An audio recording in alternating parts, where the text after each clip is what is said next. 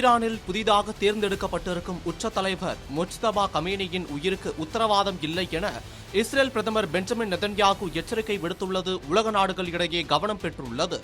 Iran மற்றும் America Israel இடையிலான போர் தீவிரமடைந்த நிலையில் ஈரான் புதிய உச்ச தலைவருக்கு மிரட்டல் விடுக்கப்பட்டுள்ளது கவனம் பெற்று வருகிறது. இஸ்ரேல் நாடு ஈரானுக்கு ஆதரவாக செயல்பட்டு வரும் ஹெஸ்புல்லா அமைப்புகள் செயல்படும் லெபனான் நாட்டின் மீது தாக்குதல் நடத்துவதோடு ஈரான் மீதும் தொடர் தாக்குதல்களை நடத்தி வருகின்றன.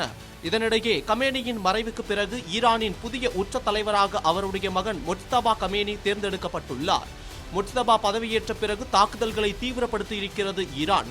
இந்த நிலையில் செய்தியாளர்களை சந்தித்த இஸ்ரேல் பிரதமர் பெஞ்சமின் நெதன்யாகு எதிர்பார்த்ததை விட போர் சிறப்பாகவும் வலிமையானதாகவும் நடந்து வருகிறது எனவும் புதிதாக தேர்ந்தெடுக்கப்பட்டிருக்கும் ஈரானின் உச்ச தலைவர் முஜ்தபா கமேனியின் உயிருக்கு உத்தரவாதம் இல்லை எனவும் கூறியுள்ளார்.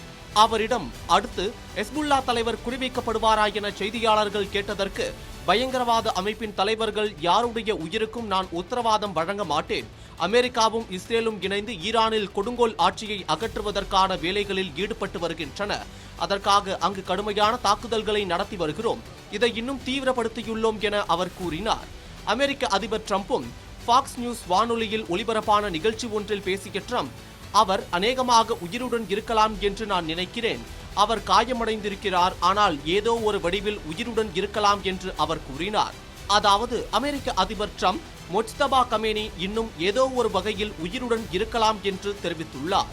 கடந்த மார்ச் 9ஆம் தேதியன்று புதிய உச்ச தலைவராக பொறுப்பேற்ற முஜ்தபா கமேனி இதுநாள் வரை பொதுவெளியில் தோன்றவில்லை. அவரது முதல் அதிகாரப்பூர்வ அறிக்கை மார்ச் 12 அன்று ஈரான் அரசு தொலைக்காட்சியில் வெளியிட்டது. அந்த அறிக்கையில் உலகளாவிய எண்ணெய் வர்த்தகத்திற்கு முக்கிய வழித்தடமான ஆர்முஸ் ஜலசந்தியை தொடர்ந்து முடக்கி வைக்கப் போவதாக அவர் உறுதியளித்துள்ளார்.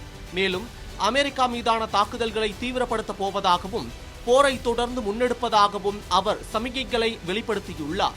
இது போரை அடுத்த கட்டத்திற்கு கொண்டு செல்லும் என்பதையே காட்டுகிறது. தந்தை அயதுல்லா அலி கமேனி கொல்லப்பட்ட தாக்குதலில் முஜ்தபா கமேனி காயமடைந்ததாகவும் அவர் ஒரு காலை இழந்து கோமா நிலையில் இருப்பதாகவும் செய்திகள் வெளியானதும் குறிப்பிடத்தக்கது.